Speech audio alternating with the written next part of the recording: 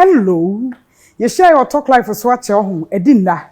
I say abrewa ana oba ochewe dwaya na wo ye ne hoyi.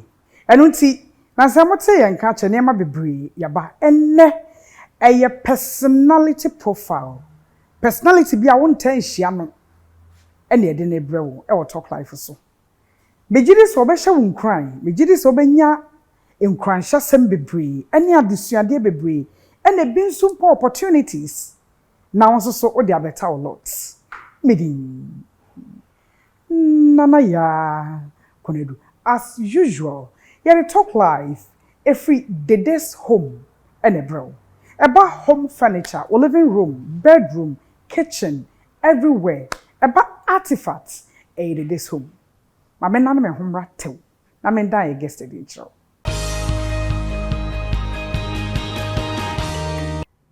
Bedasi. And a tree and a brofo, a two-part. Friend Chinglish. Said the best friend be Her Royal Majesty Queen Vickylextar.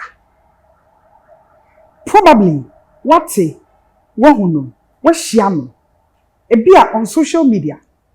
A beer so swat a event be say. But I believe you know the Omanye Royal.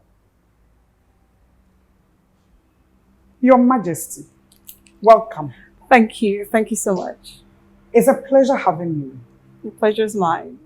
Always beautiful. The last time I met you, you were looking gorgeous. Today too, in your royal apparel. So beautiful. Thank you. You love tradition. I do. I'm very proud of our heritage. The first time some of us saw you was the Omanye royal marriage, the wedding. Right. You are not based in Ghana, so why do you have that majestic wedding back home?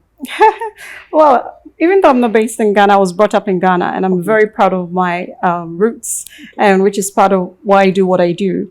I am one of the many or few Ghanaians who are privileged to come from a home that is God-fearing, patriotic, and really bringing out the best in each person at home. So for me, even things like our national pledge, I promise on my honor, like these are things recited in school and people kind of forget. But for me, one of the parts that stood out for me was I promised to hold in high esteem our heritage won for us through the blood and toil of our fathers. So I've kept that even through primary school. I always think, okay, promise to hold in high esteem, what it means. So even the little I have, to see what I can do with it to hold in a high esteem, knowing that indeed our forefathers have done a lot for us. My parents have done a lot for us. And they were also very community focused in different ways. So the seed I have, how can I plant it to make something bigger out of it? We're always supposed to stand on our parents' shoulders and go higher. Yeah. So I expect the next generation to stand on our shoulders and go even higher. Amazing. Ghana is grateful. So am I. How long have you been staying outside Ghana? Permanently from 1998. Wow. Prior to that, back and forth, but permanently from 1998. I was in the UK and then I moved to Canada. Okay. So for how long have you been staying in Canada? For Canada, about almost 17 years. Okay.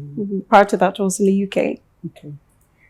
For someone who have not met you before, who have not heard about you or have seen you elsewhere, but doesn't know much about Her Royal Majesty Queen Vickylextar, can you please give us a bit about yourself?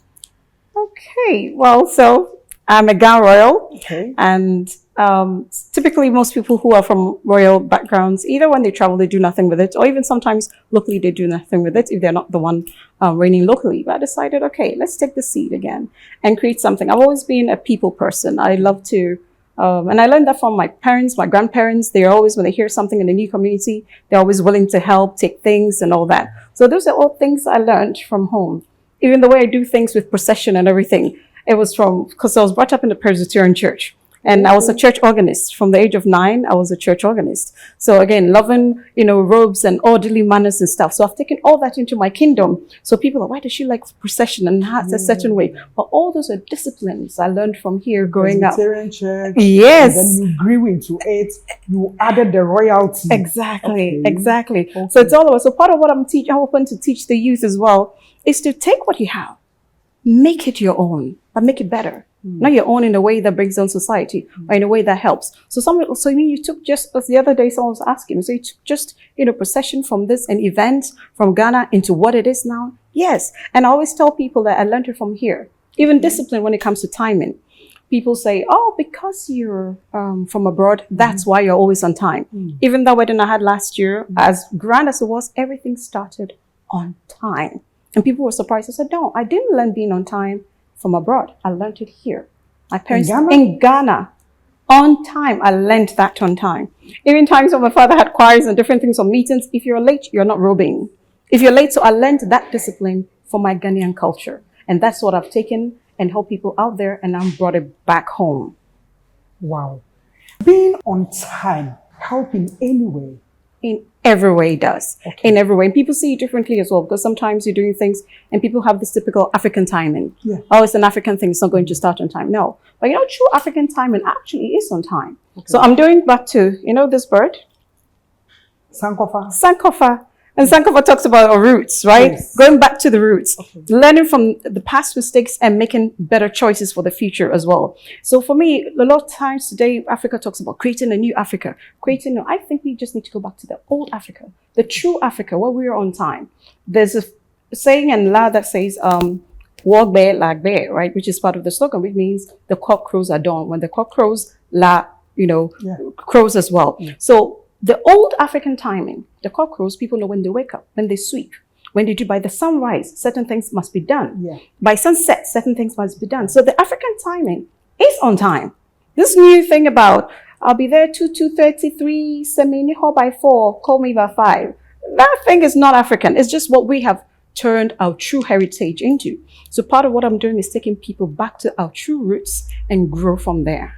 The last time I met you at the event, you were scheduled to arrive at 5 p.m. To my surprise, around 3:30 or even less, you were there. I realized you wanted to make a statement with time so that at least people will be conscious about it. To the ordinary young man watching us, any advice on how we plan and then execute things, our timing? Because you have some artisans who are unable to meet time and lose customers. You have people who miss opportunities by not making it on time. Any advice for them? Yes, it's really important that we begin to understand the value of what we're doing, why we're doing what we're doing. For example, that event you're talking about, yes, I was invited and I was excited to go.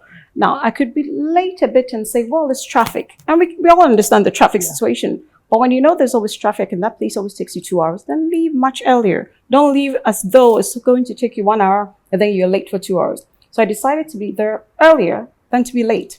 And once I got there early, I was able to interact with the people as well, because I came for the people, not for the event, for the people. So once you're early, you can make time and actually get to know them and may have an impact. Even if it's just one person, I'm able to have an impact because I arrived on time. For me, it's worth it. One life, changing one life at a time makes a big difference. I'm one person and I've changed a lot of lives. So if I change one person's life, who knows whose lives are going to change? A lot. Thank you for that. You're very welcome. I hope the young ones will listen. It was for many needing come on a far neho. Or a gun and nimapa or your dish ye be bad dish dear. But mammy near come bre and once a baby a DC. Baby a messiani biara or dinner bresso. Empo obedu and son a breno I demand on waso. It's how many need you come on or say. And can bre party a baby for na cocoa bone. It's a cocoa bone a can be betraying. Sankofa. Young quiet, young conco fa papano, young fem boy bedasi. So still we have Vickylextar, the Omanye Royal, here with us on Talklife. today, of all this, we are doing personality profile. She has a lot. Empowerment, youth empowerment. Boys, girls, youth empowerment, health, women, and a lot. We'll get into that in a bit. Your Majesty, Omanye Royal, tell us a bit about your roots. Right. So I came from the Dona royal family from Osu. Okay. And my father's side too from La, also rooted in royalty. So similar to what I was saying before, again, I take that. What can I do with this royalty? I can just, like a lot of people say, I'm also from a royal home. Great. What are you doing with it? I don't think it's by coincidence that God put me in the family he did. And looking at even my parents as well, how they used that, how they carried themselves, all the things they did. So I decided, okay, I can be abroad and just do my own thing, mind my own business. Or I see humanity in a lot of distress. They can go from conference to conference and have a lot of talk, but sometimes we have to go beyond the conference and get to the ground. So I decided to create. So in my childhood, if a dress is made, it has one bow. I'm thinking, why not add a second bow? Why not add another button here? So I always like to see what I can do with what I have. And look at Moses. To set the people free, all he had was a stick. The Lord said, what do you have in your hand? And that's what was used. So I decided to create, because I believe I've been called to all people. Not just Ga people, because typically as well, if you're royal, you focus on just your tribe. So even when you're abroad, you're probably the queen mother of the Ga people or the Ashanti people or Ekwapin people, depending on where you come. But I've been called to all people. So I decided to, establish the Omanye Royal Kingdom, which is global. It's unprecedented. There's no example that can say I'm following. But again, it's rooted from within, I'd say it's a blessing from God, right? So now create this where there are blacks, whites, Ashantis, Akans, Gas, Nigerians, Caribbean, Indian, really bringing people together as one. So, Omanye Royal is something you created. It's a kingdom. It's a well-established monarchy. Okay. Right? That you've created. Every kingdom starts with someone. Oh, yes. Typically, it's by killing others and taking over their land and all that. This one is for fighting for the people and creating something great. So we have Ghanaians, other Africans, whites, French whites, English whites, Indians, Caribbeans, all over the world. So it's a global kingdom. It's multicultural, which is why the wedding, some people were confused because we're like, if she's a Ga royal, how come there's Ashanti this? How come there's the Northerners? I don't know, the horses, the sultans and everything. Because I'm proud of our culture. Omanye Royal Kingdom is not a Ga kingdom. Okay. It's a global kingdom. Okay. All Ashantis are welcome, all Fantis, all Nigerians, everyone is welcome. And it's amazing. My chancellor is a Fanti, and it's actually a prince from the central region. Okay. And so, but we have different people. Right here, I'm here with my deputy chief of staff, who's a Canadian, but she's Ashanti as well. And so really, it's not about tribalism. We talk about Africa unite. But even if as tribes in one country, we cannot unite, how can we unite Africa? So I'm taking this whole thing from a place where we're able to now create proper unity. For example, when we talk about the slavery and the healing, and we talk about reparation right now going on and all that, but within ourselves, we are not united. How are we going to repair? How are we going to unite the Caribbeans or the diaspora to Africa when Africans are not united? So by creating this platform, this kingdom, we're able to see people come together as one. And it's so beautiful when you see, so we have the citizens, we have the royal executives, we have the cabinet ministers, and of course the royal family. So it's an organized... It's a complete monarchy setup. Wow. And it's, again, multicultural, and that's the beauty of it. You learn about different cultures, and we're able to change different lives. So every community we go to, they can find someone in my kingdom to relate to. So it's not blacks going to do something, whites going to do something. Okay. It's people with a heart doing something for humanity. And who can join this monarchy?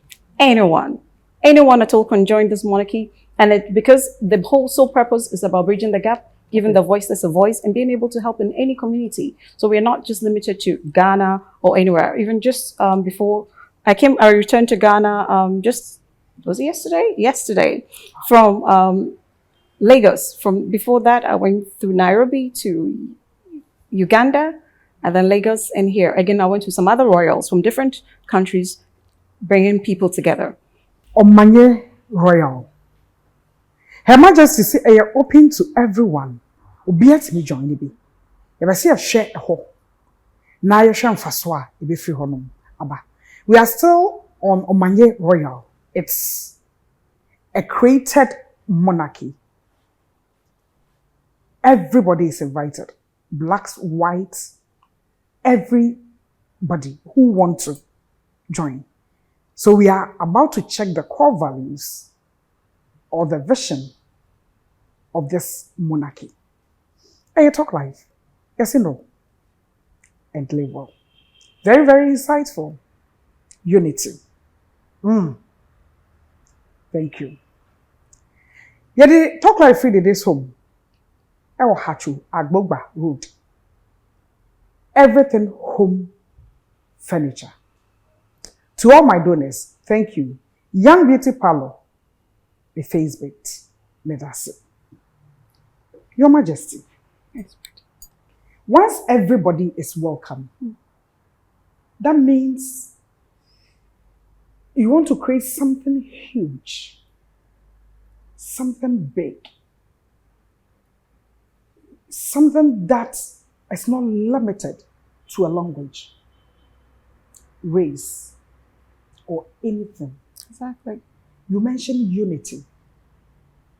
Why? Someone will say, why will you waste a lot of resources, time, and human capital for this vision? We're created as one people. Through different choices by others, we are divided. Okay. When it comes to, again, even unity as Ghanaians, it's still lacking. And so that's why sometimes when we talk about the global unity, it sounds almost unattainable because within even small communities, it's not there. But by creating this global community and having people from different walks of life come together for one purpose, to bridge the gap in humanity, to serve humanity, to be able to give, again, like I said, the voiceless a voice, to be able to give a hand to that next person, creating a community where you have a heart for another person. Unity is very important. Without unity, we're not going anywhere. We keep biting each other. There's so much technology, so much improvement in the world today. Yet humanity is not really benefiting much. There's a lot of money in the system, but are people really benefiting from that? People have attained a lot of knowledge, but how is the knowledge helping them? But when you're able to come together, you'll be able to understand each other on a whole different level. In my kingdom, sometimes I speak to people from different countries and I'm like, oh, I didn't know this. Even on this trip that I just went to, I didn't realize. There was this South African queen that I met and they're very much interested in being part of Omanye Royal Kingdom. But I was like, will there be a conflict? No, it won't be a conflict at all. Your kingdom and my kingdom coming together to do something great. There'll be times we have an initiative that they are specialized in. They can join forces with us to make an impact. Then another time, they are doing something, we can go over there. So one of our youth initiatives is actually the Omanye Royal Hatchery, which we'll probably talk about when we start talking. They are interested in that. So now I'm launching it not just in Ghana, but in South Africa as well within the same month. With that unity, we are making a difference. Rather than, oh, she's Ghanaian, she's doing something for Ghana people. No. I'm a child of God. I'm created for all people, black, white, tree, Ghana. So I'm polishing my chi. Kakra, kakra, it's coming. You said you started with your salary. Does that mean you still work? Oh, yes. Omanye is completely voluntary by all of us. All the people you see, from top to bottom, is a voluntary work just given to the society.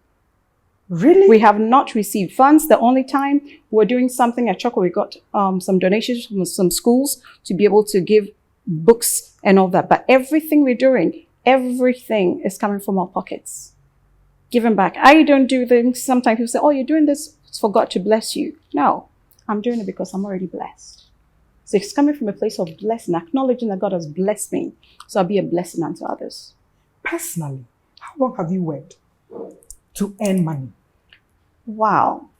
So as I mentioned before, by 9 years old, I was a church organist. Okay. So I had my own little, thing on the side. Then I was a concert pianist. So I played piano in different places and all that, did some recording. So I started earning good money. I had my own, had this show, Music with the Masters on GBC TV when I was in high school. I had my own fan base, different things. And again, these are all things, again, that I learned from, my dad taught me how to play the piano. Okay. So I started earning money that way, very young in different ways. And let's just say, and university, school, just doing different things. I've studied different things, music, nursing, psychology, Law, I like to study different things and really just to broaden my knowledge, which helps in so many other ways. It's Omanye Royal. It's on Talklife. Know and live well. This is just part 1, the introduction. We'll be back. Follow part 2 for more. Thank you.